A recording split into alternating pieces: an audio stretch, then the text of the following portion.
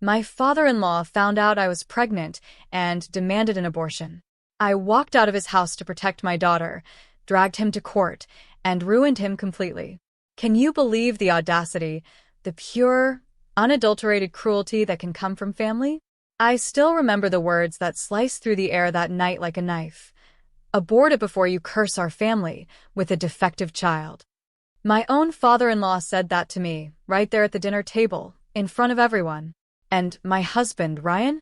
He just sat beside me, utterly frozen, staring at his mashed potatoes like they held the answers to the universe.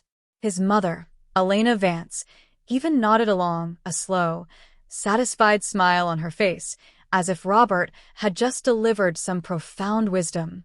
I was still clutching the ultrasound photos of our healthy 12-week baby, that tiny, precious curve of a spine. The bright flicker they'd told me was a heartbeat. Robert swirled his wine, looking at me as if I were a bad investment. Your family has that Down syndrome, he did. No child carrying the Whitmore name is going to be born damaged.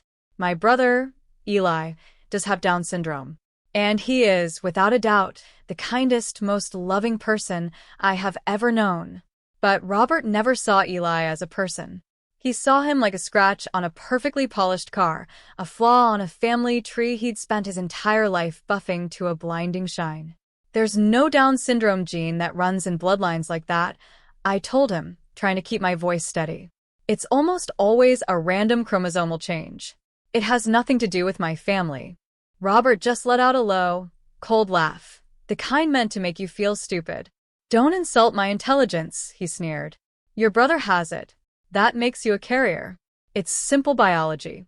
Ryan deserves a proper heir, not whatever broken thing you'll hand him.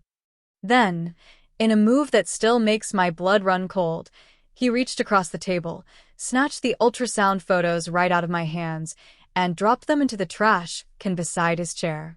These are worthless, he stated, until testing proves the child is normal, which it won't be, because you are not normal.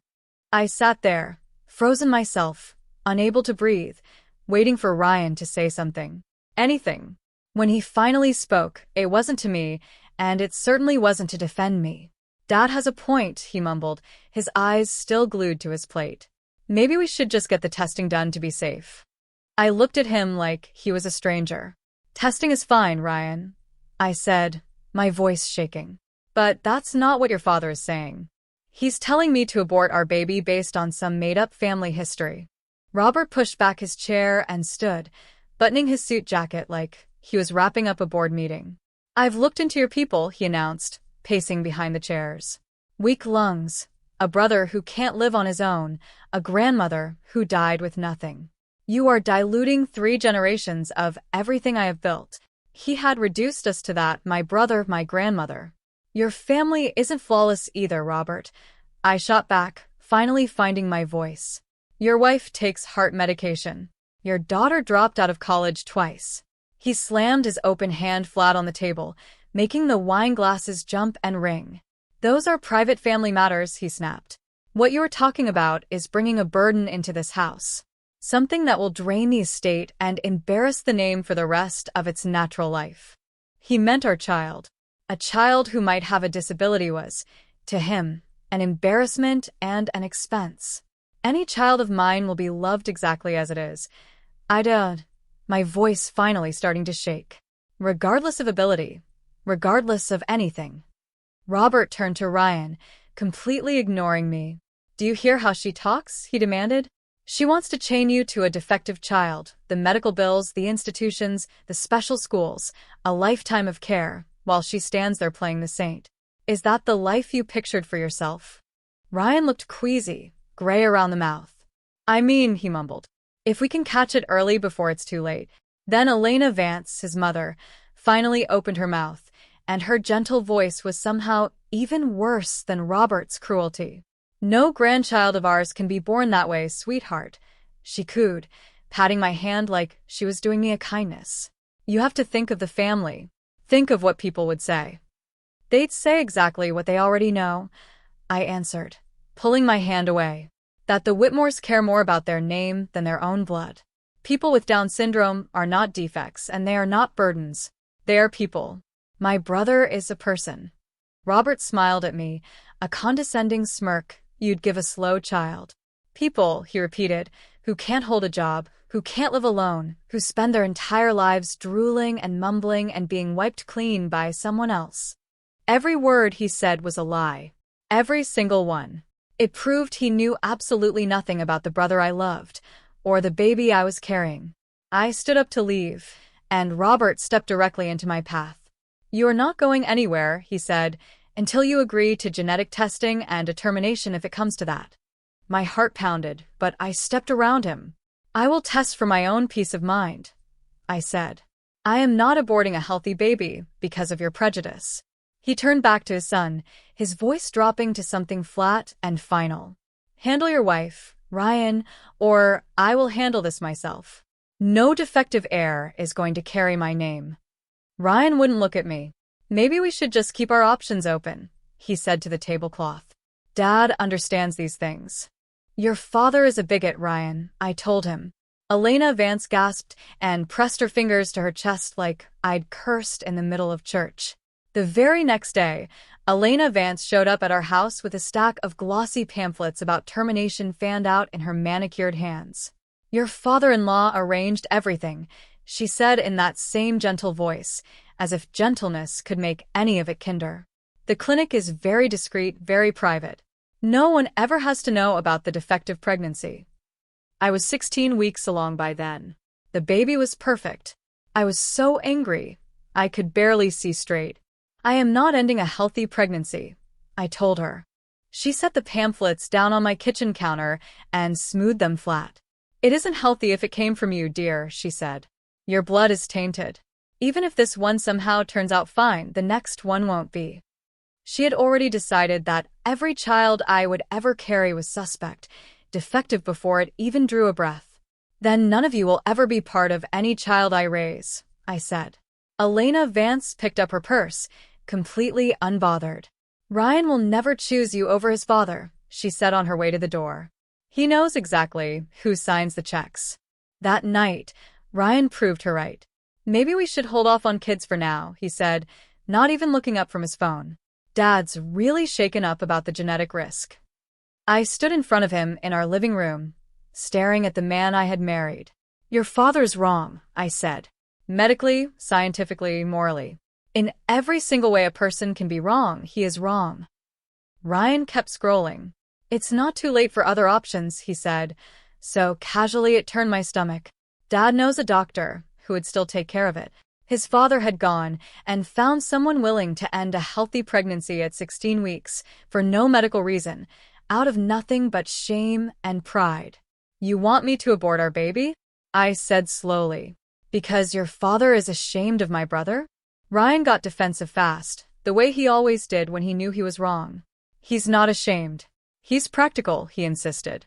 "If something's wrong with it, we're stuck with it forever." Something wrong with it. Our child had already become an it in my husband's mouth. An it that might be defective. That was the moment I knew. I went upstairs and packed a bag. Ryan sat on the couch and didn't move. He didn't follow me. He didn't try to stop me. He didn't say a single word until I was at the door. "Where will you even go?" he said, almost bored. "Who's going to want a single mother dragging around damaged kids?" I moved in with my parents that night, and when I told them about the baby, they both cried tears of pure joy. My brother, Eli, spun in a full circle in the living room and announced at the top of his lungs that he was going to be the best uncle in the entire world. The divorce papers came faster than I expected. But the real story, the part one need you to hear, began the day I gave birth. My childhood bedroom looked almost exactly the way it had the day I left for college.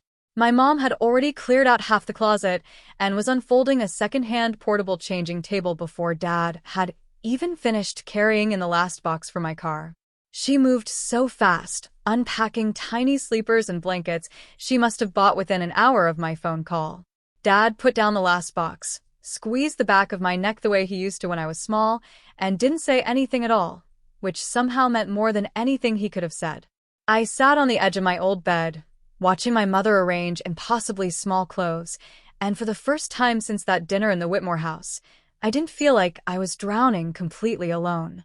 The doorbell rang around 7, and I heard Eli's voice downstairs, louder and more excited than usual. He came pounding up the stairs, 2 at a time, with something tucked under his arm and a grin so wide his eyes nearly disappeared. He pulled out a stuffed gray elephant with a floppy trunk and a soft yellow bow. "For the baby," he said, pushing it into my hands before I could even stand up. "I bought it myself with my own money from work. And the lady at the store told me that elephants never forget their family." I looked down at the elephant, then up at my brother's hopeful, shining face, and something in my chest that had been clenched into a fist for days finally, quietly let go. I cried. The good kind of crying, the kind I hadn't done in what felt like years. Eli hugged me carefully and patted my back. "You're going to be the best mom," he whispered into my hair. "And I'm going to be the best uncle." And I believed every single word. Ryan started calling the very next morning. I watched his name light up the screen and let it ring straight through to voicemail. He called again 20 minutes later, then an hour after that. By the end of that first day, I had 8 missed calls. That night, while Mom made dinner downstairs, I finally listened to the voicemails. His voice was strained, tight, apologizing without ever actually apologizing. "I know you're upset," he said in the first one, "but we can talk about all of this like reasonable adults. Dad's only looking out for our future, for both of us. Maybe things came out a little wrong at dinner." The second message was colder, more defensive. "You can't just walk out on a marriage," he said. "We need to sit down and discuss our options like grown-ups. I'm really trying here, but you're being completely impossible." By the third day, the tone had shifted again. "Dad thinks we should all sit down together as a family and clear the air. He said he wants to help us fix this. Can you please just call me back?" I deleted every message the second it finished playing. With each one, the anger in my chest set a little harder, like cement. Because not once did Ryan say what he'd done was wrong. Not once did he take back calling our baby it. Not once did he acknowledge that his father had told me to abort a healthy child. Every message somehow framed me as the unreasonable one, the hysterical one, the one overreacting to legitimate concerns instead of running for my life, from genuine cruelty.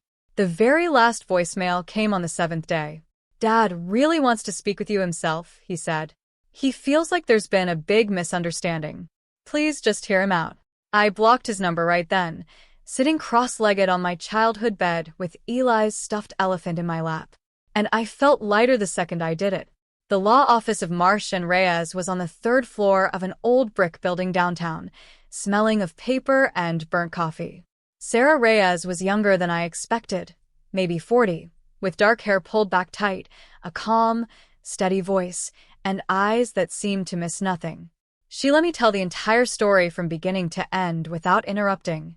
From the dinner table to the pamphlets on my counter to Ryan casually offering me his father's discreet doctor. I watched her expression change slowly from professional and neutral to something hard and quietly furious underneath. "What they did to you is emotional abuse and coercion," she said when I finished, folding her hands on her desk. "Your father-in-law's threats, your husband's manipulation, the whole family pressuring you to terminate a healthy, wanted pregnancy. That is a documented pattern of behavior, and family court judges do not forgive it." She pulled a yellow legal pad toward her and started writing. "The fact that your husband tried to write your child off before it was even born over a disability it does not even have, that is going to matter enormously in front of a judge. We're going to file for full physical and full legal custody with supervised visitation only. And we are going to make absolutely certain that Robert VNC never gets anywhere near your child without a judge's explicit permission." She looked up at me. "You did the right thing walking out of that house," she said. "Now let me do my job and make sure you and your baby are protected." And for the first time in weeks, something tight and painful in my chest finally loosened its grip. 3 days later, Robert showed up at my parents' house. I was upstairs when I heard the doorbell, then Dad's voice, harder and colder than I had ever heard it. "You are not welcome here, Robert," he said. "You need to leave right now." Robert's voice carried up through the window, smooth, entitled, and utterly unbothered. "This is a family matter," he said. "I have every right to speak with the mother of my grandchild." "She's not your family anymore," Dad said. "And neither is that baby. Now get off my porch. I heard the scrape of expensive shoes on the boards, Robert trying to push his way past my father. Then Dad's voice dropped even lower, into pure ice. I said, "Leave," he hissed. "You are trespassing on my property." Mom was already standing in my bedroom doorway, her phone pressed to her ear, calmly and clearly giving the dispatcher our address. The police arrived in under 10 minutes. I watched from behind my curtain as 2 officers walked Robert back toward his gleaming car while he lectured them the entire way about who he was, how much he paid in taxes, and how they'd regret this. He got into his car, red-faced, and the officers stood on the porch talking to my parents for another 20 minutes. The next morning, Dad drove down to the courthouse and filed for a restraining order. The temporary order was granted that very same day. The ultrasound room was dim and cool. I was 18 weeks along now, and the baby filled the whole screen, so much bigger than that little curve from 12 weeks. A clearly defined head, body, a spine, and tiny, perfect fingers I could count one by one. The technician moved the wand, measured and clicked, her voice warm the whole time. "The baby is developing beautifully," she said. "Every single measurement is right where it's supposed to be. Heart rate is perfect. I'm not seeing any signs of any abnormality at all." She showed me the 4 chambers of the heart pulsing, the curve of the spine, the bright shape of the brain. "Everything," she said, "looks completely healthy." Dr. Anita Kararma, who would become both my OB and later my daughter's pediatrician, came in afterward to go over the genetic screening results. She was in her 50s, calm and precise, with reading glasses pushed into her hair. "Your screening came back at very low risk for every chromosomal condition we test for," she said, sitting beside the bed, "including Down syndrome." Then she looked directly at me. "I understand your husband's family has raised some concerns about genetic inheritance," she said. "I would like to explain to you clearly why what they've told you is medically inaccurate." She went through it slowly, point by point. "Down syndrome," she explained, "is caused by a random error during cell division, not a gene passed down. Having a brother with Down syndrome does not make me a carrier of anything. The condition your father-in-law described," she said, "the hereditary curse he seems to believe in, simply does not exist in the way he thinks it does." She offered, without me even asking, to write a full and detailed letter for my lawyer. "Sometimes," she said gently, "people need to see it in writing from a doctor before they'll admit they were wrong. I'm very glad to give you that." Sarah called me 4 days after that ultrasound. I could hear the tension in her voice before she even said why. "Ryan's attorney just sent over the divorce terms," she said. "You need to hear these." She read them to me over the phone, and I felt my face go hot, then cold. The papers demanded a paternity test before Ryan would agree to pay a single dollar in support. And then, buried in the middle, there was a clause stating in plain legal language that Ryan would carry no financial responsibility whatsoever if the baby was born with a significant disability. "They're actually trying to write themselves an escape hatch," Sarah said, "based on your child's health. In all my years doing this is one of the ugliest, most insulting documents I have ever read." She was already drafting the countermotion. "We are including every bit of it," she said. "The coercion, the trespassing, the offer to arrange a late-term termination, the abandonment when you were 4 months pregnant. We're going to fight for full custody and substantial support. And we're going to build a complete picture of who this family really is." She paused. "Judges," she said, "do not look kindly on a father who tries to opt out of supporting his own child based on a health condition. This clause is going to work against him more than anything else in the entire case. This shows the court exactly who Ryan Whitmore is." Dr. Lena Brooks's therapy office was on the ground floor of a converted old house, with soft lamps and comfortable chairs that didn't feel clinical at all. I booked myself in twice a week because I couldn't sleep, couldn't stop replaying that dinner scene on a loop, couldn't stop hearing Robert's voice calling my child a defect. In the very first session, I cried for almost 45 minutes straight while Drive Brooks simply listened. "Your grief is valid," she told me when I finally slowed down. "You are mourning the husband you thought you had married and discovering that he is someone else entirely underneath. Someone who only shows up when there's pressure." She helped me understand that Ryan's silence at that table wasn't some flaw I could have fixed. This is who he actually is, she said. His cruelty didn't come out of nowhere under stress. It revealed his real character. People show you who they are in a crisis. And your husband showed you very clearly. She never once let me shrink what had happened or make excuses for him. He chose his father's approval over your child's life, she said. That is not something you caused, and it is not something you could have prevented. That was his choice, and it tells you everything you need to know about him. By the end of the second week, I was sleeping through most of the night again, eating regular meals, and slowly starting to accept that the ending of my marriage was not my failure. It was his. Eli asked me at Sunday dinner if he could please come to my next ultrasound appointment. I want to see the baby move on the screen, he said. I want to see my niece or my nephew. My parents exchanged a look across the table, both tearing up. Of course, you can come, I told him. I would love that more than anything. The 20-week ultrasound was scheduled for the following Tuesday. Eli took the whole morning off from his job at the grocery store, where he bags groceries, stocks shelves, and knows every regular customer by name. He sat in the chair right next to the exam table, leaning so far forward the technician laughed. There's the baby, she said, moving the wand. You can see the head right here, and the body. And look, the baby is moving. Eli gasped like he'd just witnessed a genuine miracle. The baby kicked on screen, and he grabbed my hand and squeezed it. Did you see that? He whispered. Did you see it kick?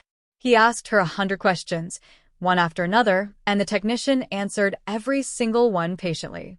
Can I please have some copies of the pictures? He asked. I want to keep them in my wallet to show people. She printed him a whole extra set, and he held them like they were made of gold. I'm going to be the best uncle in the world, he told the baby, leaning down close to my belly. I'm going to teach you everything I know. By the time we left, the technician was wiping tears from her own eyes. The certified letter arrived 6 days after the restraining order was issued. Mom carried it upstairs with a worried look on her face. It's from Robert, she said. I opened it carefully, knowing its very existence was a violation. Inside were 20 pages of printed articles about genetic testing and termination procedures, with sections highlighted in aggressive yellow and notes in Robert's hard, angular block letters. See, this proves the risk is hereditary, one note said. Termination is medically justified in these cases, said another. But none of the articles actually said what he claimed. Most came from questionable websites, and the few legitimate medical sources directly contradicted his interpretation. One stated in plain black and white that Down syndrome is not inherited. I photographed every single page and sent them all to Sarah. She called me back within the hour, her voice sharp. This is a clear, blatant violation of the restraining order, she said. He is not allowed to contact you in any way, and he mailed a certified letter directly to your home address. I am adding this to the file and notifying the court first thing tomorrow. 2 days later, the judge reviewed the violation and extended the restraining order for another full year with a warning that any further contact would result in jail time. Sarah told me afterward that Robert had tried to argue he was only sharing important medical information, but the judge had shut him down flat. No contact means no contact, the judge told him. Consider this your final warning. The prenatal class met every Thursday evening in a conference room at the hospital. I walked in that first night feeling nervous and exposed, the only person there completely alone, until I noticed one other person sitting off to the side, looking every bit as uncomfortable as I felt. His name was Owen. During Sandra's opening icebreaker, we ended up paired together. My wife left me while she was pregnant, he told me quietly. We're getting divorced, but I still want to be there for my son no matter what. It's complicated. I understood complicated better than anyone. We ended up as partners for every exercise that night, and the next week, and the one after that. Trading stories about lawyers and family drama, and the strange, specific loneliness of preparing for a baby without the person who is supposed to be standing beside you. Owen had a dry, self-deprecating sense of humor that made me laugh out loud for the first time in weeks. At least we're not doing the alone part completely alone, he said. The class covered everything: labor positions, newborn care, breastfeeding basics. And having Owen there as a friend made all of it feel less overwhelming. We exchanged numbers and started texting almost every day, sharing articles, asking questions about car seats and swaddles, comparing notes on the nights neither of us could sleep. "We're going to be okay," he told me one night. "We're doing the work. We're learning what we need to know. Our kids are going to be just fine." I wanted so badly to believe him. 3 weeks after Owen first walked me to my car, Ryan's lawyer sent an email to Sarah requesting a face-to-face meeting between Ryan and me. Sarah called me right away, asking very carefully whether I even wanted to consider it. She warned me that these meetings sometimes made things much worse. I thought about it for 2 full days before I called her back and said yes. Because underneath everything, I needed to know whether any part of the man I had married still existed somewhere under his father's thumb. The meeting happened on a Thursday afternoon in a neutral conference room downtown.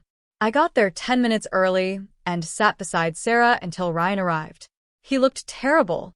His suit hung loose, his face had a grayish, sickly tone, with dark circles under his eyes like he hadn't slept in weeks. We all sat down under humming fluorescent lights, and for the first few minutes, Ryan just stared at the tabletop. Then, finally, he looked up at me.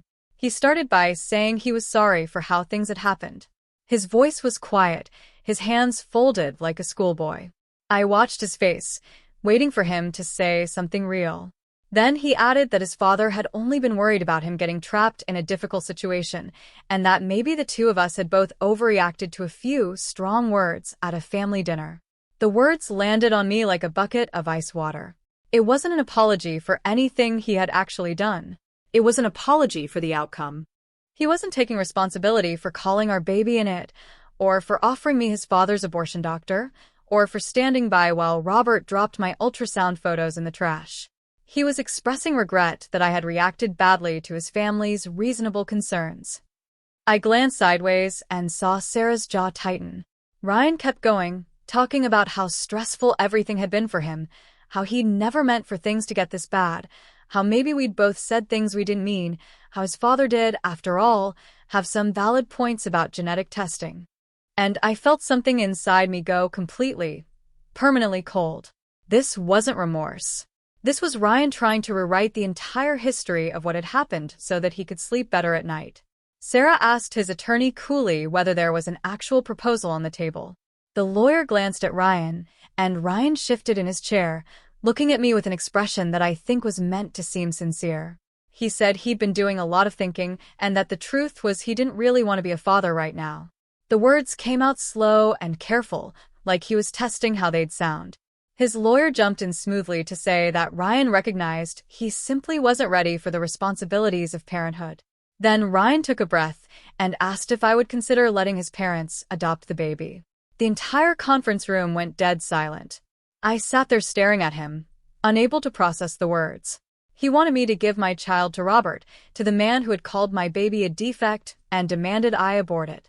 To the man who had thrown my ultrasound photos in the trash and told me my blood was contaminated. Ryan kept talking, filling the awful silence. Something about how his parents had resources and experience and a stable home, and how it would honestly be better for everyone if the baby was raised by people who were truly ready. And how I could, of course, still be involved somehow. Maybe visits. They could all work something out. I stood up so fast that my chair scraped loudly against the floor. Sarah put a steadying hand on my arm, but I pulled away. I walked straight to the window, my hands shaking, my heart slamming against my ribs, my whole body vibrating with a rage I could not put into words. The sheer, breathtaking audacity of Ryan calmly suggesting I hand my daughter over to his monstrous father made it impossible for me to speak. Behind me, I heard Sarah's voice, cold and sharp and absolutely controlled, telling Ryan's lawyer that this meeting was over. "We are done negotiating anything beyond basic divorce terms and child support," she said. Ryan started to say something, but she cut him off. "If your client has decided he doesn't want to be a father," she said, "then he is welcome to sign away his parental rights entirely. But understand this clearly. There is no scenario, none, in any possible world where Robert VNC will ever have custody of this child." I heard chairs scraping, papers being gathered. Then Sarah touched my shoulder gently and told me it was time to go. I walked out of that conference room without looking back at my husband even once. 2 days later, my old college friend Priya called me. I could tell from her voice, she was uncomfortable. She said there was something she felt she had to tell me because she still moved in some of the same social circles as the Whitmore family. Robert, she said, had been going around talking to people at his country club, at his charity galas, at every dinner party that would have him, telling anyone who would listen that I was mentally unstable. In Robert's version, I was the one who had wanted the abortion out of fear of raising a disabled child. And when Ryan had refused, I had made up horrible lies about his family to justify leaving him. And now I was trying to trap Ryan with a baby and squeeze money out of him while dragging the good Whitmore name through the mud. The worst part, Priya said, was that most people seemed to believe him because Robert told the story so calmly, so sadly, so sympathetically, positioning himself as the heartbroken patriarch just trying to protect his son from a manipulative, unstable woman. The story was so perfectly, completely backwards from the truth that I almost laughed out loud. He had taken reality, turned it inside out, and cast himself as the victim. I told Sarah about the rumors at our next meeting. She leaned back in her chair and said Robert was building a narrative to protect himself and his son from the social consequences of what they'd done. And then she said it was actually helpful to us legally because it demonstrated his ongoing pattern of manipulation and dishonesty. Then she said something that made my stomach drop. She told me I needed to start documenting everything and that we needed to get written, signed statements from everyone who had been at that family dinner before memories faded or people started changing their stories to match Robert's. She asked if there was anyone in the Whitmore family who might be willing to tell the truth. I thought immediately of Alice, Ryan's younger sister, who had sat at that dinner table with a horrified, sick expression on her face and said absolutely nothing. Alice was 6 years younger than Ryan, and she had always seemed deeply uncomfortable under her father's controlling thumb, always a little bit like she was holding her breath around him. We had always gotten along well, before everything fell apart. I hadn't spoken to her since the night I left, but Sarah said it was worth trying. I texted Alice that evening, asking if we could talk, and she responded within the hour. We met at a small cafe near her apartment. She looked nervous the moment she sat down, both hands wrapped tight around her coffee cup, her eyes not quite meeting mine. I asked her directly whether she remembered what her father had said at that dinner and whether she would be willing to write down what she'd witnessed. Alice's eyes filled with tears almost instantly. She said she had been feeling absolutely sick about not speaking up that night. She had been horrified by what her father demanded and disgusted by the way Ryan had just sat there, but she had been too scared to say a single word. Her father, she said, had a way of punishing any family member who defied him, and she still lived in the same city and still had to see them all at holidays. But what he did, she said, wiping her eyes, was wrong. It was evil, and I can't just let him rewrite it and get away with it. She agreed to give a full written statement about everything she had witnessed that night. She described Robert taking the ultrasound photos and dropping them in the trash. She wrote down his exact words, "Abort it before you curse our family with a defective child." She documented her mother nodding along in agreement and Ryan saying his father had a point. Her statement was detailed, specific, and damning. She signed it in front of a notary the following week. Sarah told me it would be crucial evidence, proof from inside the family itself that Robert had demanded I abort my baby. At 24 weeks pregnant, I was sitting at my mother's kitchen table when I felt the baby kick strongly for the very first time. It wasn't the little flutters I'd been feeling for weeks. It was a real, solid thump that made me gasp.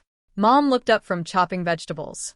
I pressed my hand flat against my belly and felt another kick, and I started to cry.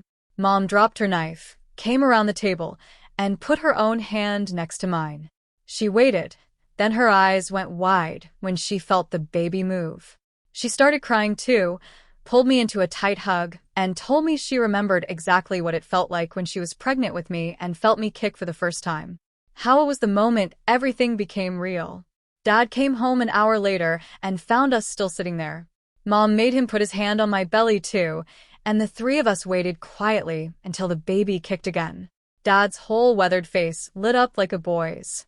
He started talking to my stomach in this soft, low, gentle voice, welcoming his grandchild into the world, promising to teach the baby how to fish and change a tire. I sat there between both my parents, overwhelmed, and realized that my daughter was going to know this exact kind of love from the very first moment she was born. She would never once experience Robert's coldness or Ryan's weakness, because I had made the choice to carry her out of that house and away from all of it before she ever drew a single breath. Around 26 weeks, I started having panic attacks about the birth itself. I'd wake up at 3 a.m. with my heart racing, imagining Robert somehow finding a way to show up at the hospital, Ryan bringing him despite the restraining order. The fear got so bad that I started avoiding thinking about the delivery at all, which Dr. Brooks told me was not healthy. During one of our sessions, she helped me create a detailed birth plan that included specific hospital security protocols. We wrote down exactly who was allowed in the delivery room and made a separate list of the people who were absolutely, under no circumstances, permitted anywhere near me. Dr. Brooks suggested I meet with the hospital social worker to set up formal protections. I scheduled that meeting the following week and explained the entire situation to a kind, unflappable woman who took careful notes and promised to flag my file in the system. Dr. Kararma coordinated with hospital security to add alerts so that anyone from the Whitmore family attempting to access the maternity ward would immediately trigger a response. Having those concrete plans in place eased some of the anxiety, even though I still had the occasional nightmare about Robert's cold face appearing in the delivery room doorway. Eli called me one evening, breathless and bursting with pride, to tell me he had signed himself up for a class on infant CPR and baby safety. He wanted to be a helpful uncle, he said, and to know how to take proper care of his niece. My throat tightened and ached listening to him talk about learning how to support a newborn's head and how to recognize choking hazards. His dedication, his pure and total excitement about becoming an uncle, made me deeply ashamed that I had ever, even for a second, absorbed any of Robert's poison about what people with Down syndrome were capable of. Eli was going to be a better uncle than Ryan would ever be a father, and it wasn't even close. He finished the class 3 weeks later and showed me his certificate with enormous, beaming pride. He'd scored perfectly, and the instructor had written him a note complimenting his careful attention to every detail. Watching my brother demonstrate proper infant CPR technique on a practice doll in my parents' living room, narrating each careful step in his gentle voice, I understood with total clarity that Robert's entire worldview was built on nothing but ignorance and hate. Eli was capable and loving and endlessly excited to help raise my daughter, while Ryan couldn't even commit to showing up for a supervised visit. The divorce was finalized when I was 28 weeks pregnant. Sarah called to tell me the judge had signed off on all the terms, including the child support amount she had negotiated up considerably from Ryan's initial insulting offer and the supervised visitation requirements. Ryan would have to complete parenting classes and an anger management course before he'd be allowed any unsupervised time with the baby at all.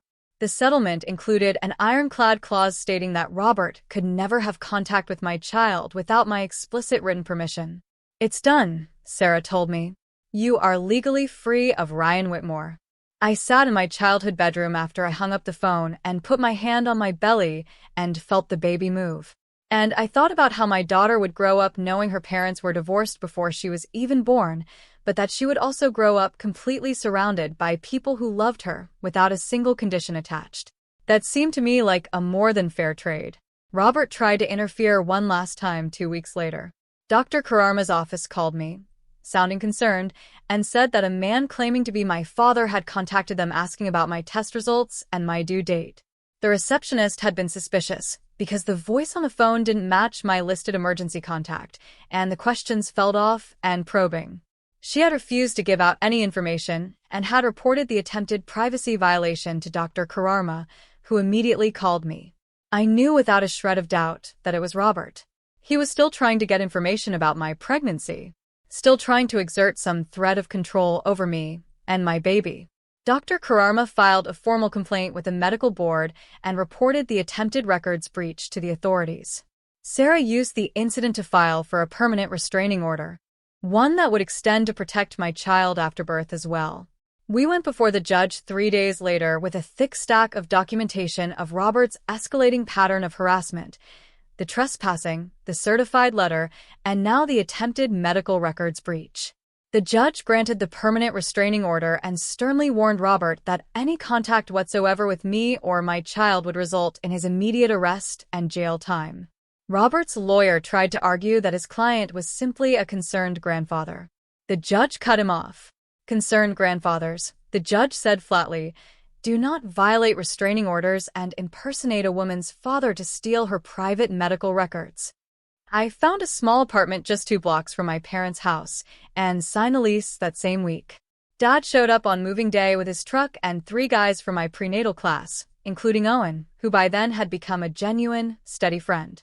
We carried boxes up 2 flights of stairs and assembled furniture, while Mom parked me on the couch with strict orders to rest. Owen struggled comically with the crib instructions, holding the diagram upside down, and the 2 of us laughed until our sides hurt about how neither of us had ever expected to be doing any of this without our partners. The apartment was modest, but it was mine, and nobody on earth could tell me what to do inside it. I painted the nursery walls a soft, warm yellow, making a peaceful little space that felt like the exact opposite of the cold, museum-like perfection Robert would have demanded. Dad installed extra locks on the front door and a peephole, practical little safety measures that made me feel protected. By the end of moving day, I was completely exhausted but deeply, quietly satisfied, surrounded by half-unpacked boxes and by people who actually, genuinely cared about me and my baby. At my 30-week appointment, Dr. Kararma's expression got serious when she checked my blood pressure.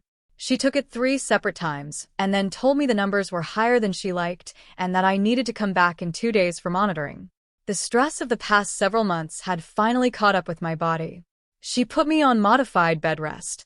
Mom took time off from her job to stay with me, making healthy meals and timing my blood pressure readings. Owen dropped off dinners his sister had cooked, understanding that what I needed most was practical help. Eli came over after every single shift, bringing snacks and telling me long, funny stories. His presence was more calming than he could ever know. We watched comedies, and he laughed at every joke, his joy so infectious that it distracted me completely from worrying about preeclampsia and early labor. Dr. Kararma monitored me closely, and slowly my blood pressure came back down, proving that rest and support and love actually worked. My phone buzzed one afternoon with a text from a number I didn't recognize, and I almost ignored it until I saw Ryan's name. He had gotten himself a brand new number to get around my blocks, and he was texting to tell me that his father was hurt, that I was being cruel and vindictive by keeping his grandchild away from the family. The sheer audacity of him still defending Robert after everything that man had done made my hands shake with anger. I took a screenshot of the message for Sarah, and then I blocked the new number, too. I was genuinely amazed that Ryan still could not understand that his father's behavior had earned every single consequence that had come to him. Robert had demanded I abort my baby. He had called my family defective. He had violated a restraining order. He had tried to illegally access my private medical records. And Ryan's total inability to hold his own father accountable for any of it told me everything I would ever need to know about why our marriage had really failed. He had chosen his father over me and over our child again and again and again, and now he was genuinely surprised that I didn't want that man anywhere near my daughter. I sent the screenshot to Sarah with a note about the contact, and she wrote back that she would document it as continued harassment. Ryan was never going to understand, and I was finally completely done trying to make him see reality. Owen called me a few days later, sounding nervous, and asked if I wanted to come to his baby shower, which his sister was throwing for him. I hadn't expected an invitation, but he said I had become one of his closest friends, and he really wanted me there. His sister lived in a nice house across town, and when I arrived with my mother, the place was already full of Owen's family members, who welcomed me warmly, like I belonged there. She pulled me aside later and told me she was so glad Owen had found someone who really got it, someone who knew what it felt like to be preparing for a baby all alone. She gave me her phone number and told me to call anytime I needed anything at all. The kindness of these near strangers hit me hard. After so many months of nothing but cruelty from my husband's family, Owen's whole family asked about my due date and my plans and seemed genuinely, warmly interested, treating me with real respect. I watched Owen open his gifts and laugh with his relatives, and I felt so grateful that I had found this friendship exactly when I needed it most. Mom and I started a childbirth education class at the hospital.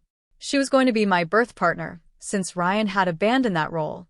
We practiced breathing techniques together, and Mom held my hand and counted my breaths, patient and steady. During one of the breaks, she told me stories about being pregnant with me, how Dad had panicked and driven way too fast to the hospital. She promised me she would be there for every single moment of my labor. The instructor praised Mom for being such an attentive, natural birth partner. And I realized sitting there on that yoga mat that I was not actually doing this alone at all. Even though Ryan had left, I had my mother's steady, unshakable love, which was worth infinitely more than a husband who couldn't stand up to his own father. Other couples in the class had partners who looked nervous or checked out. But Mom was calm and confident and completely ready to help me through whatever was coming. At 34 weeks, Dr. Kararma did an ultrasound and confirmed that the baby was head down and in perfect position for delivery. Everything looked wonderful for a normal birth. She reviewed my whole birth plan and added detailed notes to my chart about the security concerns regarding the Whitmore family, flagging my file so that hospital security would be immediately notified if anyone from that family tried to access the maternity ward. The hospital social worker came in afterward to meet with me again and go over my rights. She explained that I could have a security guard stationed right outside my room during labor and delivery if I wanted one, and that absolutely no one would be given any information whatsoever about me or my baby without my explicit permission.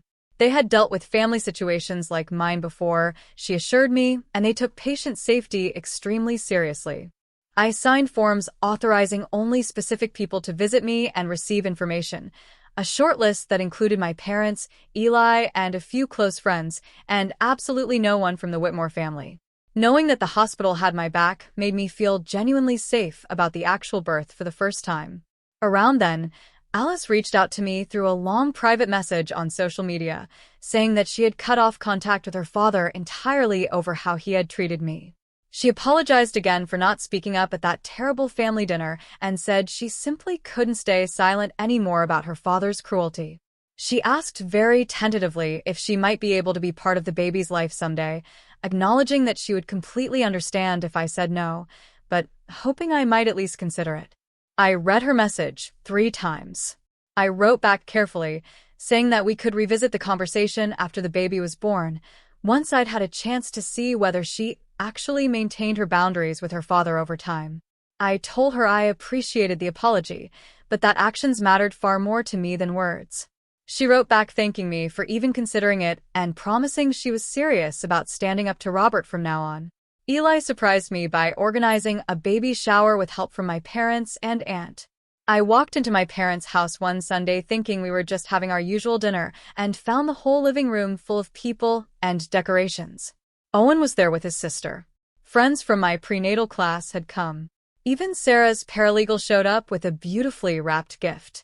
The house was full of people who actually loved and supported me, gathered together to celebrate my daughter's coming arrival with genuine, uncomplicated joy. Eli had made a banner himself that read, "Welcome, baby girl," in big, careful, hand-drawn letters. This celebration was the exact opposite of what Robert and Elena Vance would have thrown. It was about welcoming my daughter into the world exactly as she was, surrounded by people who would love her no matter what. I cried happy tears when Eli stood up and gave a little speech about how excited he was to be an uncle and promised the whole room he was going to teach his niece everything he knew. At 36 weeks, I had everything ready. The nursery was complete, the crib assembled, all the tiny clothes washed. I'd packed my hospital bag, installed the car seat, and read every baby care book. My body felt enormous and uncomfortable, my back ached, and I couldn't sleep well. But underneath all the physical discomfort, there was a strange, deep, unfamiliar sense of peace. I had built an entire life that did not include Ryan or his toxic family. And I was surrounded by people who were going to love my daughter for exactly who she turned out to be. At my last therapy session before the birth, Dr. Brooks pointed out how much I had grown from the devastated, broken woman who had first walked into her office months earlier. Back then, I had been shattered by Ryan's betrayal and terrified of becoming a single mother. Now I was calm and confident in my choices and genuinely excited to meet my daughter, supported by people who actually cared about me. I had walked out of a marriage that was destroying me, and I had built something better in its place. I woke up at 3 a.m. to a pain that squeezed my entire belly tight, like someone was wringing out a towel from the inside. This was not the practice contractions. This was the real thing. My daughter was coming. I called Mom, trying to keep my voice steady. She answered on the very first ring, like she'd been sleeping with the phone in her hand, waiting for exactly this call, and told me she'd be there in 10 minutes. I could hear Dad's voice in the background, already calling the hospital. The contractions were already 5 minutes apart. I grabbed the hospital bag and sat on the edge of my bed, breathing through another wave of pain. Mom arrived and helped me down to the car, her arm wrapped tight around my waist as another contraction hit me. She drove carefully but quickly. Dad had already called ahead, so when we pulled up to the emergency entrance, a nurse was waiting with a wheelchair. They took me straight up to labor and delivery, bypassing all the normal check-in procedures. The nurse confirmed that my name had been removed from the public patient directory and that security had already been notified about the restraining order against the Whitmore family. They had flagged my files, she said, so that anyone trying to get information or visit me would be stopped immediately. Knowing those protections were firmly in place, I let myself finally focus on what was happening. They got me into a delivery room and confirmed I was already 6 centimeters dilated. This baby was definitely coming today.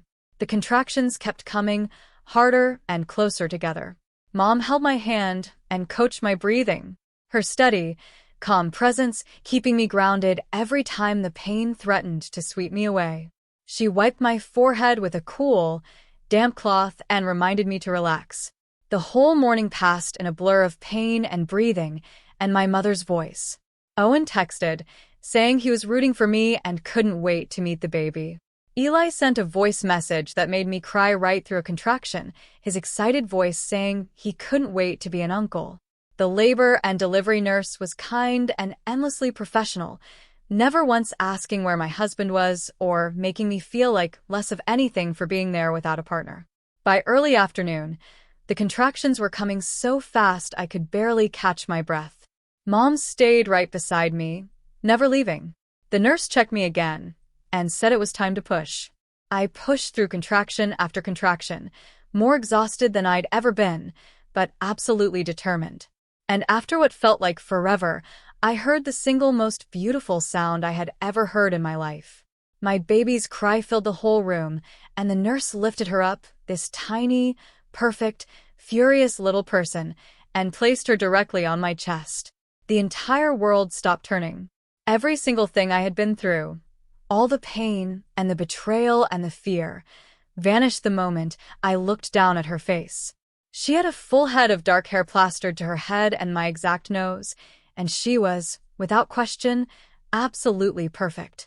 Mom was crying and taking photos, her hands shaking so hard she could barely hold the phone. I named her AVA after my grandmother, the woman who had taught me what unconditional love actually looked like. 7 pounds, 1 ounce, 20 inches long, and completely perfectly healthy. She was everything Robert had sworn to my face that she could never be. Dr. Karama came to check on us a few hours later and examined AVA thoroughly. She confirmed that AVA had excellent APGAR scores and no signs of any genetic condition whatsoever. She made a deliberate point of noting in the chart that the baby showed none of the characteristics Robert had insisted on. Normal muscle tone, normal facial features, normal reflexes, creating official medical documentation that proved his prejudice had been baseless from the very start. She wrote detailed notes about everything Robert had sworn would be wrong, and every single thing was exactly, perfectly right. I felt a wave of fierce satisfaction, knowing there was now official, permanent proof on paper that he had been wrong about all of it. Dr. Karama smiled at me and said AVA was one of the healthiest newborns she'd seen in months, alert and strong and absolutely perfect. But mostly I just lay there, overwhelmed with love for my daughter, counting her fingers and her toes, unable to stop touching her soft skin. My phone buzzed on the tray table with Ryan's number. My stomach clenched. The brief, perfect peace interrupted by his intrusion. I handed the phone to Mom without looking at it, not wanting his poison anywhere near this moment. She read the message, and her face went from soft to stone in an instant. She showed me the screen where Ryan had typed, asking if it was normal, using that same dehumanizing word even now, even about the daughter he'd never bothered to meet. My blood pressure spiked, and the monitor beeped. Mom texted Sarah about the message, and Sarah wrote back to save it as evidence of his unfitness.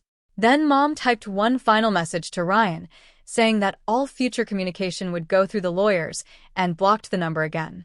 And I turned back to my daughter and refused to let him ruin a single second more of that day.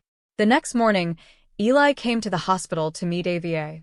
Watching it happen was one of the most beautiful moments of my entire life. He washed his hands carefully at the little sink, scrubbing between every finger, and then sat down slowly in the chair beside my bed, his movements gentle and deliberate. I placed AVA in his arms and showed him how to support her head. And he held her like she was something holy, something made of glass and light. He talked to her in the softest voice, telling her that he was her Uncle Eli and that he was going to teach her absolutely everything he knew. His whole face was lit up with wonder and love. This was the person Robert had called a burden, the person he'd sworn could never contribute anything to anyone, and he was showing more tenderness and more capability in one single minute than Ryan had shown in an entire year. AVA made a tiny sound and curled her fingers around Eli's thumb, and his whole face broke open with joy. Mom took photo after photo of the two of them together, and I started to cry, thinking about how Robert had called my brother a stain on the family, while my brother sat there showing more genuine humanity than every Whitmore combined. He stayed for over an hour, completely focused on AVA, asking me a dozen questions about how he could help once we got home. When he finally reluctantly handed her back to me, he kissed her forehead so gently and promised he'd see her again very soon. That afternoon, a flower delivery arrived at the nurse's station, and my heart dropped the moment they brought the enormous arrangement into my room. The card said they were from Robert. Mom opened it and read it aloud, her face going red with fury. Robert had written that he forgave me and that he wished to meet his granddaughter, framing the entire situation as though I were the one who had done something wrong and he were being magnanimous by offering me grace. The audacity of the man who had demanded I abort my healthy baby, now playing the gracious, forgiving patriarch, made me physically shake. I told the nurse to remove the flowers immediately, and she took them away without a single question. I called down to hospital security to confirm that no one from the Whitmore family had tried to visit, and they assured me the restraining order was in full effect. Knowing the hospital was standing guard over us helped calm my racing heart. But I was still furious that he had somehow found out about the birth and tried once again to insert himself into a life that had nothing to do with him anymore. Mom suggested we not post anything publicly about AVA until we were safely home. And I agreed completely. I was not going to hand that man a single additional scrap of information. The next few days brought a struggle with breastfeeding that I honestly hadn't expected. AVA would latch on and then pull away crying, and I couldn't figure out what I was doing wrong. My whole body hurt, and I was exhausted and frustrated and starting to feel like I was failing at the most basic fundamental part of being a mother. The lactation consultant came to my room and spent hours with us, patient and encouraging. Mom sat with us, offering quiet support and gently reminding me that it would be completely okay if breastfeeding didn't work out, that a fed baby was all that mattered. She told me stories about how much she'd struggled to nurse me. Slowly, things started to improve. By the fourth day, AVA and I had finally found our rhythm, and feeding became less of a battle and more of a quiet bonding time. I felt genuinely proud of myself for pushing through the difficulty instead of giving up. The nurse said we could go home the very next day. We brought AVA home when she was 5 days old, and Dad had transformed my little apartment into a fortress. He'd installed extra deadbolts and mounted a small security camera at the entrance. He'd also finished setting up the entire nursery. The apartment felt safe and ready and warm. Eli showed up within an hour of us getting home, unable to wait to see his niece. He bought her a mobile with little gray elephants that played a soft lullaby, and he hung it over the crib himself. Watching him do that, so careful and so proud, made my heart swell. My family was welcoming AVA with such pure, uncomplicated joy, building a foundation of love and safety that would carry her through her whole life. This was what a family was actually supposed to look like.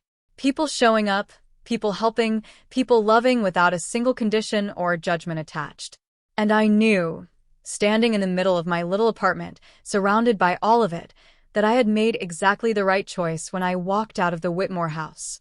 A week after we got home, Sarah called to tell me that Ryan's lawyer had sent a formal request for paternity testing before Ryan would agree to pay any child support.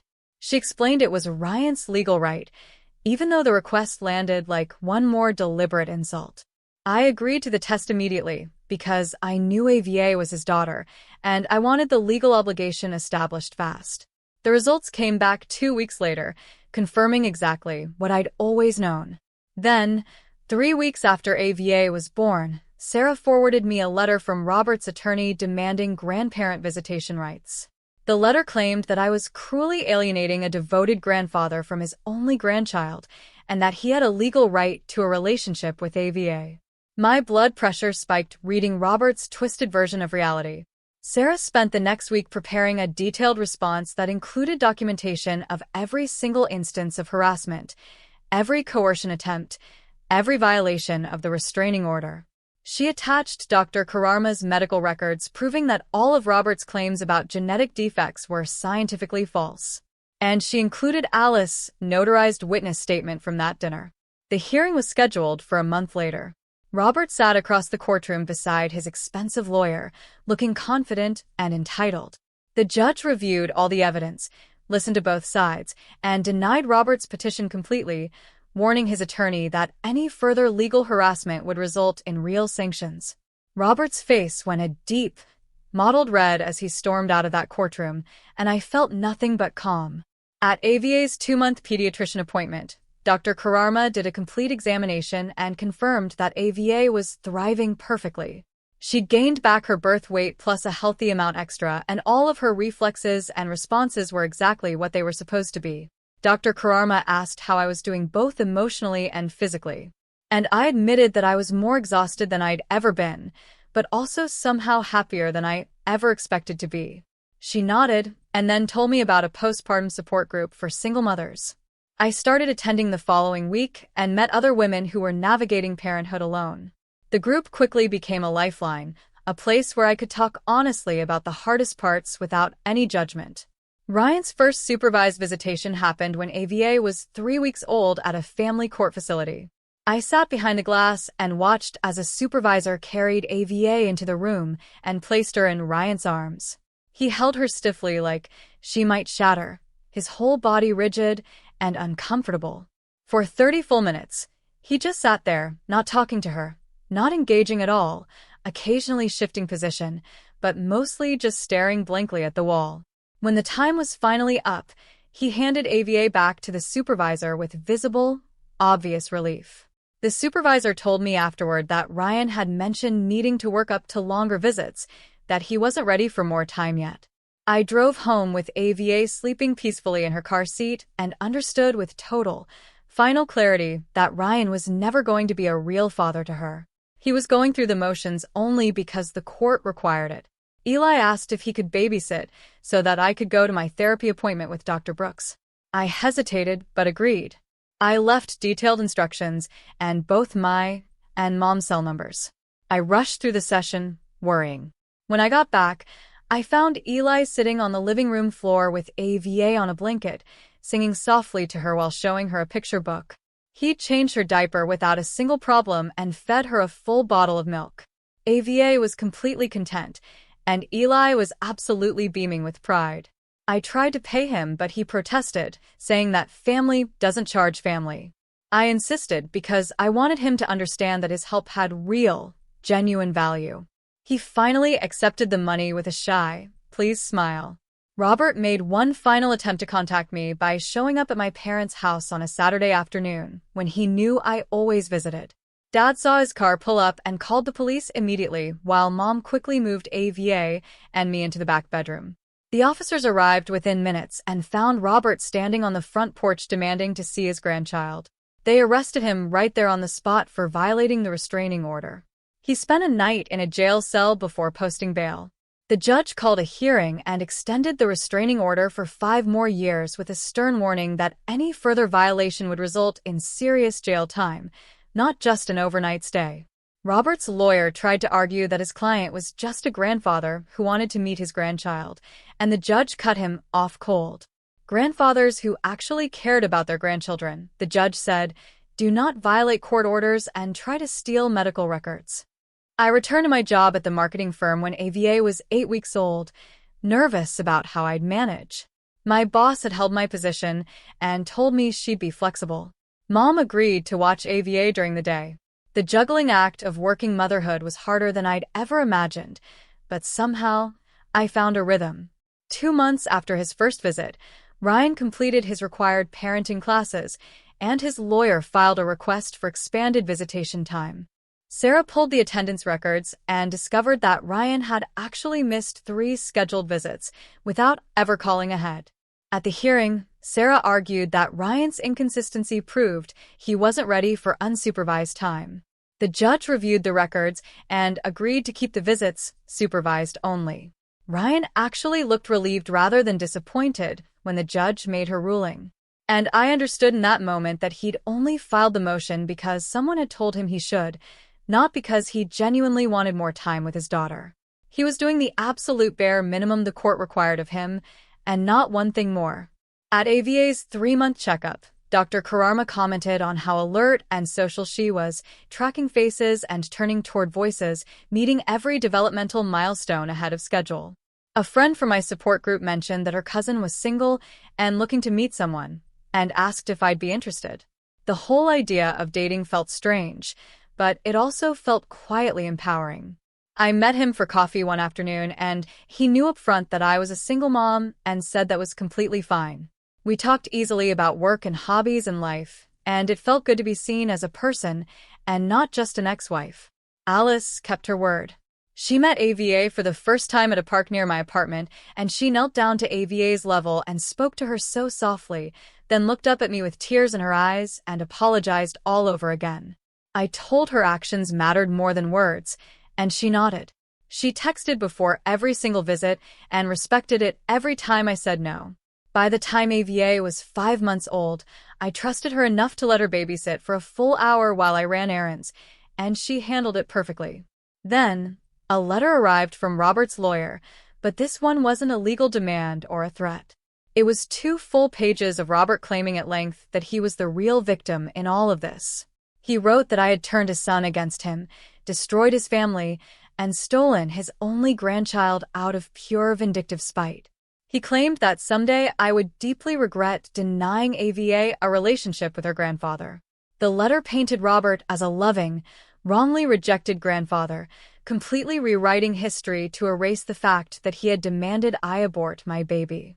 There was no acknowledgement anywhere in it of what he had actually said or done. I read it twice and felt absolutely nothing except a clean, cool relief that AVA would never once be subjected to this man's poison. I texted Sarah a photo of the letter, and she told me to keep it as documentation, but not to respond. Owen and I planned a joint party for our baby's 6-month milestones, renting a pavilion at the park. His son was just a week older than AVA. AVA wore a little dress covered in butterflies, and Owen's son wore a tiny bow tie. We took what felt like 100 photos. Eli was completely in his element, entertaining both babies at once, making them laugh. Owen's family had fully embraced me, and my family had done the same for Owen. We'd become each other's support system in a way that felt more solid and more real than romance. During the party, Owen's sister joked that the 2 of us should just get married for the tax benefits. And we both laughed, because our friendship was far too valuable to risk complicating with romance. Watching our 2 families blend together so easily, I realized that this friendship had quietly become one of the most valuable relationships in my entire life. AVA started Solid Foods right after she turned 6 months old, and Eli was completely fascinated. He'd come over just to watch me, asking careful questions.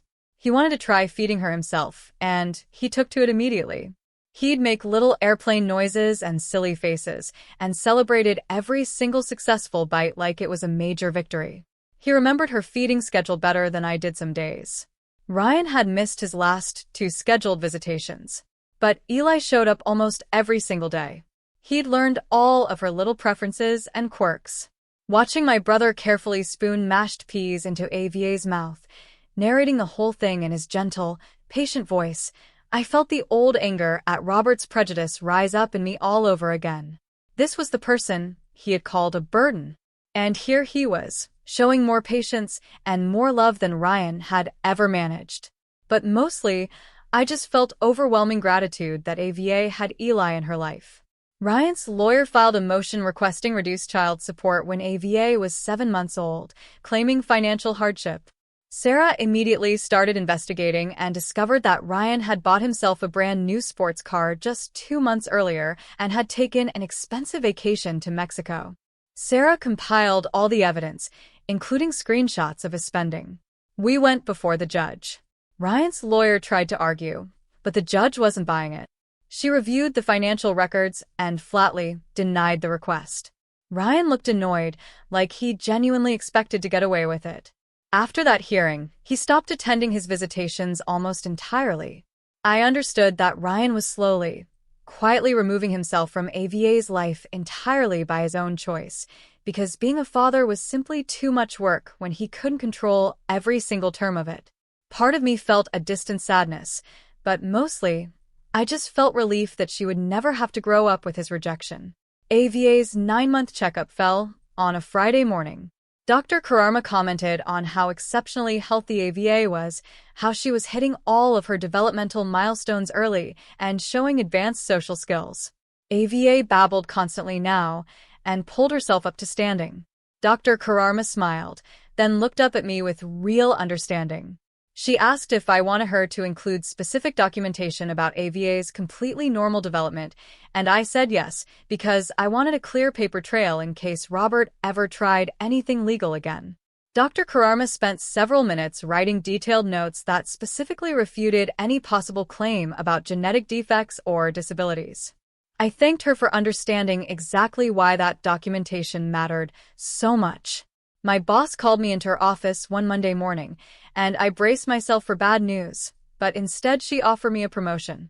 The marketing director position had opened up, and she said I'd proven myself more than capable.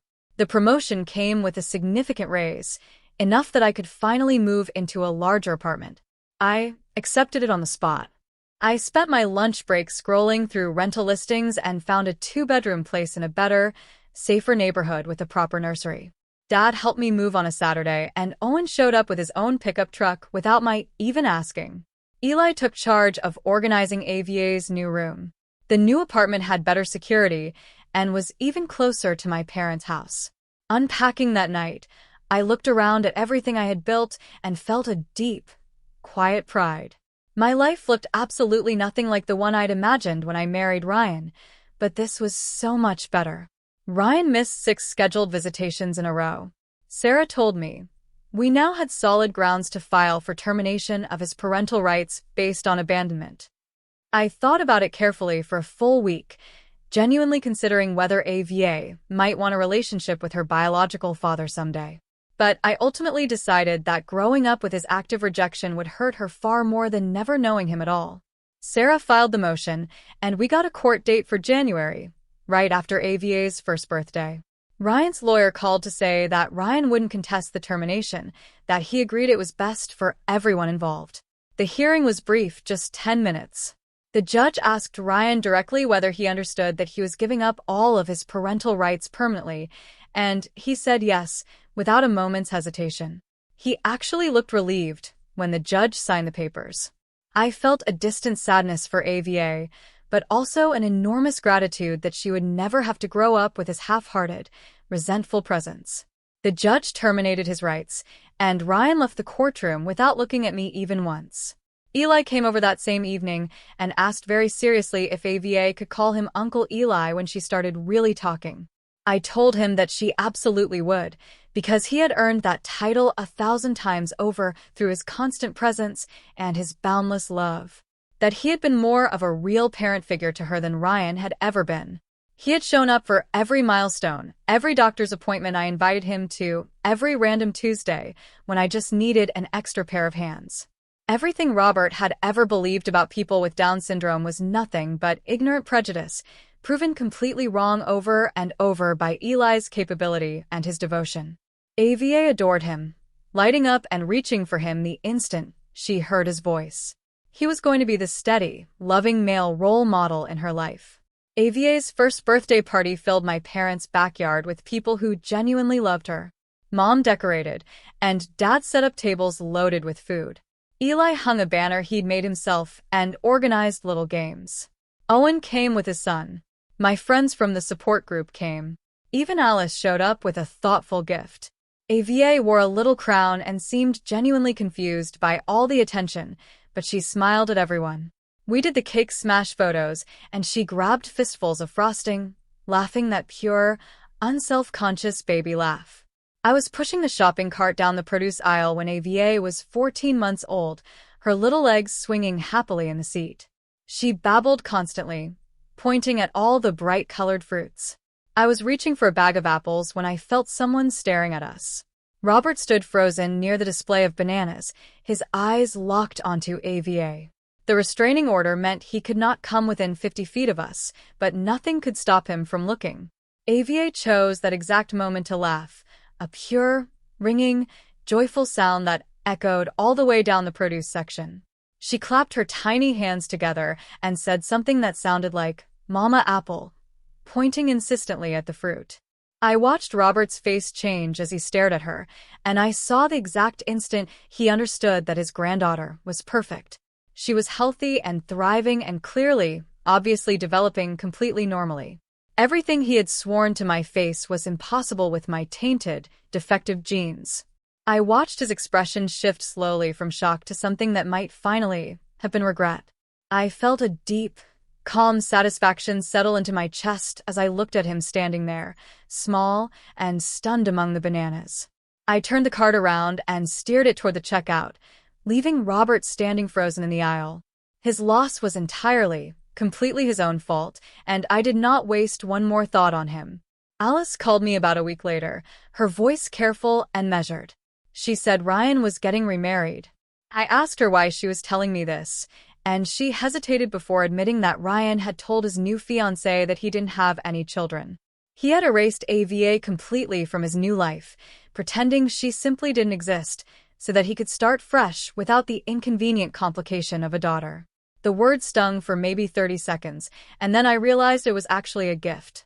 AVA would never have to know the specific pain of a father who showed up occasionally out of obligation, would never have to feel the confusion of being treated like a burden by the man who was supposed to love her most. Ryan removing himself so thoroughly and so completely from her life was a mercy, even if he never intended it that way. I thanked Alice for letting me know, and I hung up, and I went to check on AVA, who was napping peacefully in her crib. One small hand curled up under her chin, completely unaware that her biological father had chosen to pretend she didn't exist at all. Better this 1,000 times over than years of disappointment and half-hearted, resentful visits. Eli came over that afternoon like he did most days after his shift, and AVA heard his voice from her room the second he walked in. She pulled herself up using the crib rails and started bouncing excitedly. I lifted her up, and she immediately reached both arms toward Eli, babbling her greeting. He scooped her up and started their usual routine of silly faces and sounds, and that was when she said it. The word came out clear and deliberate, her eyes locked right on Eli's face. Unca. Eli froze completely, tears filling his eyes in an instant. He looked at me like he needed me to confirm he'd actually heard it, and I nodded, my own eyes going wet.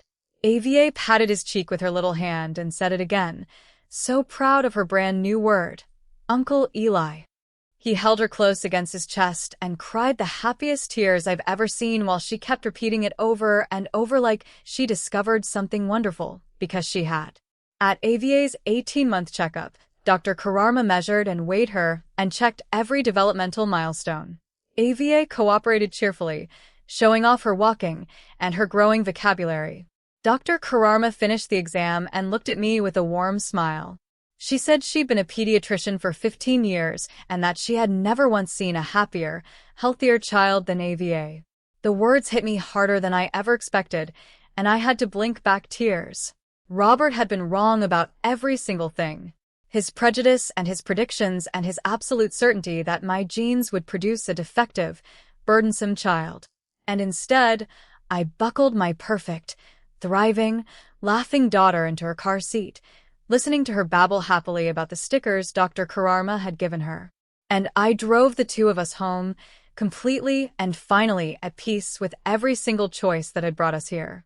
So, tell me, what would you have done in my place when faced with such toxic family demands? Have you ever had to draw a line in the sand to protect yourself or your children? Share your thoughts in the comments below. I'd love to hear them.